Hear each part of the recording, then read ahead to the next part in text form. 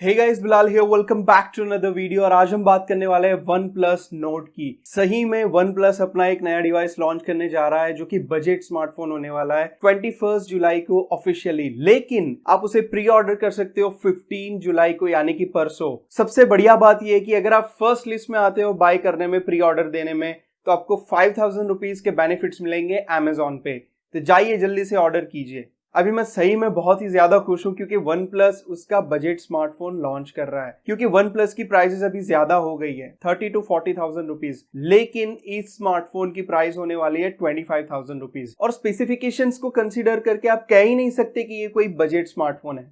चलिए देखते हैं क्या स्पेसिफिकेशंस हैं इसके। सबसे पहले बात करते हैं इसकी डिस्प्ले की। लिटरली सुपर एमोलेड डिस्प्ले आपको मिल रही है फुल एचडी रेजोल्यूशन के साथ में, more than full HD resolution, super AMOLED display, जो काफी अमेजिंग बात है। कोई बजट स्मार्टफोन में वो नहीं मिलती है। अब बात करते हैं प्रोसेसर की। तो प्रोसेसर होने वाला है स्नैपड्रैगन का 765G, जो एक नया प्रोसेसर है। रेडमी K30 5G में भी वही प्रोसेसर है और काफी अमेजिंग इसका परफॉर्मेंस है। अगर रैम की बात की जाए तो 6GB रैम से लेकर 12GB रैम तक के ऑप्शंस आपको मिलने वाले हैं।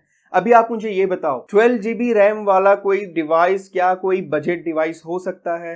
Literally this is amazing. GPU की बात करें, ग्राफिक कार्ड की बात करें, तो आपको एड्रेनो का 620 जीपीयू मिलता है जो काफी अमेजिंग है गेमिंग के लिए। मुझे नहीं लगता कि आपकी कोई भी फ्रेम अटकने वाली है गेम खेलते हुए। इन डिस्प्ले फिंगरप्रिंट सेंसर मिल रहा है आपको। और बैटरी की बात की जाए तो 4300 मिलियन पावर की बैटरी आपको मिल रही है, वो भी 30 वोल्ट के फास्ट चार्जिंग के साथ में। इससे ज्यादा और क्या चाहिए भाई बजट स्मार्टफोन में। अब बात करते हैं इसके कैमरे की। भाई 64 मेगापिक्सल का रियर कैमरा है, वो मेन लेंस है, सिर्फ एक ही लेंस नहीं है, ट्रिपल कैमरा है। 16 मेगापिक्सल का वाइड एंगल लेंस है और 2 मेगापिक्सल का मैक्रो लेंस है। तो सही में परफॉर्मेंस काफी अमेजिंग होने वाला है। वन प्लस ब्रांड अपनी कैमराज के लिए काफी तगड़ी मानी जाती है और इसमें लिटरली परफॉर्मेंस भी काफी बढ़िया होने वाला है। बात करते हैं अभी इसके फ्रंट कैमरा की। तो फ्रंट कैमरा में जो मेन लेंस होगा वो 32 मेगापिक्सल का होगा। दूसरा लेंस होने वाला है 8 मेगापिक्सल का वाइड एंगल लेंस। तो इंडीड इट इज अमेजिंग।